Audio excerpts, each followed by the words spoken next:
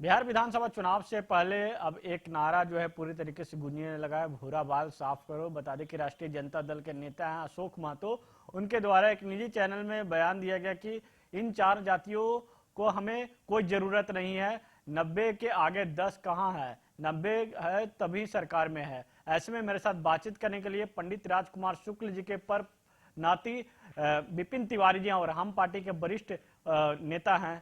कैसे देख रहे हैं? अशोक महतो लगातार बयान दे रहे हैं, कुछ ही दिन पहले वह जेल से निकले हैं और कह रहे हैं कि भूरा बाल साफ करो जो है। अब 1990 के दशक में जिस तरीके से लालू जी नारा दिया करते थे, वही नारा को फिर से दोहराया जा रहा है। हमें तो ताजुब है इस बिहार के राजनीतिज्ञों पर और राजनीति की पार्टियों पर। 1990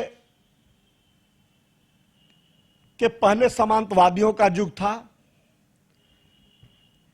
उस पर लालू जी सफल हो गए। 80-90 की और बात जो कर रहे हैं और 10 और 15 की बात जो कर रहे हैं, तो 90 के दौर में सामंतवादियों की सरकार थी, सामंतवादियों की राज थी, इसमें कहीं दो राय नहीं है।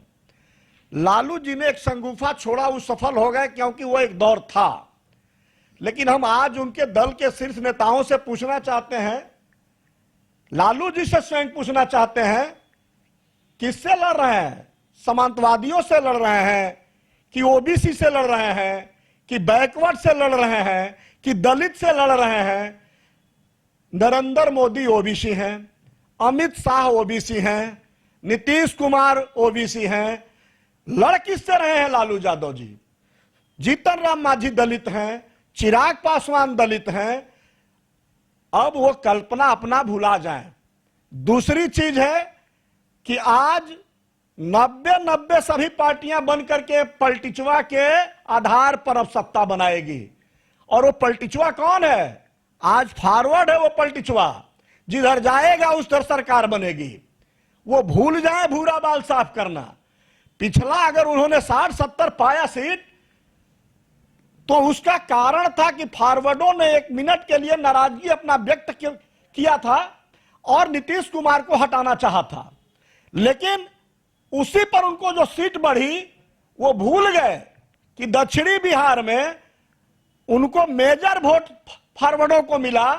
और जब देखा एनडीए ने कि अब हमारी सत्ता जा रही है, तो उत्तरी बिहार में नरेंद्र मोदी ने कमान संभाला और फॉरवर्डों को वोट को मर्ज कर लिया बीजेपी में, जिससे उनकी सत्ता नहीं बनी। आज फॉरवर्ड को जिस तरह भूरा बाल साफ कर रहे हैं, मैं निश्चित कहता हूं कि महागठबंधन पूरा सहित वो लोग 50 सीट भी नहीं पाएंगे और आरजेडी अपना स्वयं 30 सीट का इंतजार करें कि 30 सीट पर सिमटेगी, क्योंकि फॉरवर्ड का वोट एनडीए के साथ है, एनडीए के साथ रहेगा। अरे फॉरवर्ड के वोट जो एनडीए के साथ है, एनडीए वाले भी तो चुप्पी साधे हुए हैं भाई। इस पे कहां बोल रहे हैं भूरा बाल साफ करो वाले पे? उनके भी दल में कई ऐसे जो नेता, उनको साइडलाइन किया जा रहा है। टिकट बंटवारे से पहले अभी चुप्पी साधे हैं। टिकट बंटवारे में देखिए कि आपको भूरा बाल को कितना टिकट मिल रहा है। एनडीए का सबसे ज्यादा टिकट भूरा बाल वालों को ही मिलेगा। आपके अश्वनी चौबे जी को तो बाहर कर दिया गया। वहां टिकट किसको मिला? वहां भी तो टिकट एक ब्राह्मण को हटाया गया तो एक ब्राह्मण को दिया गया, किसी दूसरे वर्ग को तो नहीं दिया गया। मिथिलेश तिवारी को दिया गया ना, तो कहां हटाया गया? सीट तो नहीं घटी, ब्राह्मणे को मिला। देखिए, 2 चीज आपको बता देना चाहता हूं।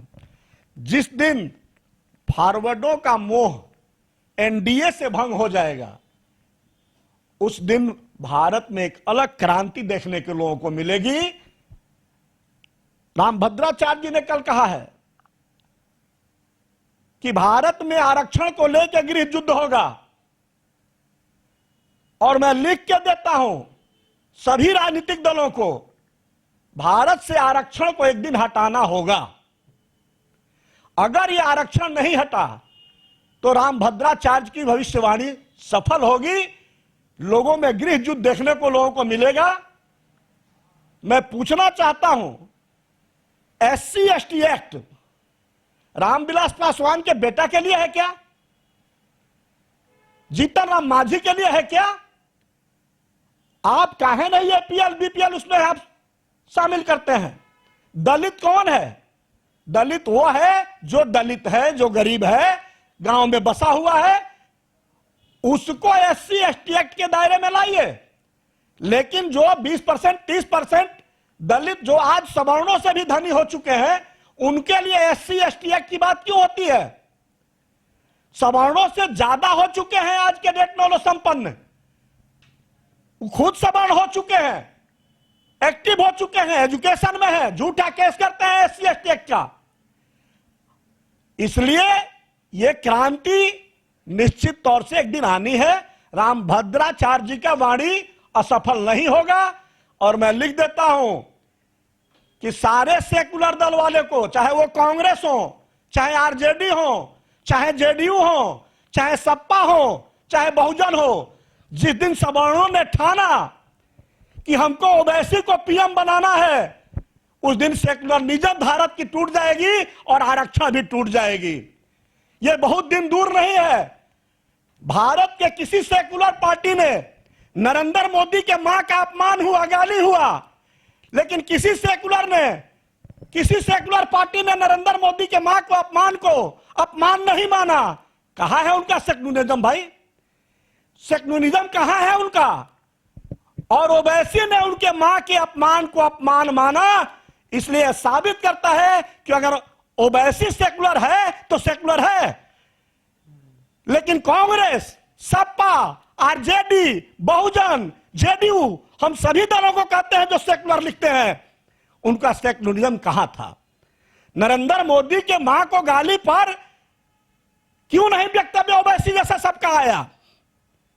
आप कहते हो सेकुलर हैं, हवाबाजी में सेकुलर हो, झूठा सेकुलर हो।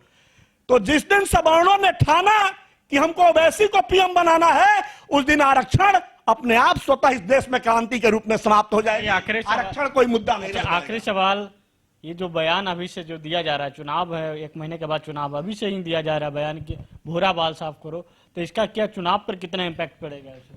भूरा बाल साफ करने में आरजेडी महागठबंधन 50 सीट के नीचे रह जाएगी, क्योंकि भूरा बाल का 70% वोट पिछले बार आरजेडी को मिला था और इसलिए वो 75-78 सीट तक गई थी।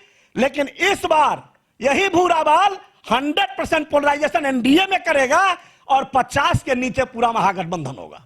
चलिए, थे विपिन तिवारी, पंडित राजकुमार शुक्ल जी के परम नाती थे और इनको एक राजनीतिक दल से भी ताल्लुकात रखते हैं। हिंदुस्तानी अवाम मोर्चा के वरिष्ठ नेता है। साफ तौर पे कह रहे कि 10% जो है जिधर रहेगी उधर ही सरकार बनेंगे। ऐसे में अब देखना होगा कि आने वाला विधानसभा चुनाव पर जो अभी से जो नारा दिया जा रहा है राष्ट्रीय जनता दल के नेताओं की ओर से, उसका कितना इम्पैक्ट पड़ता है।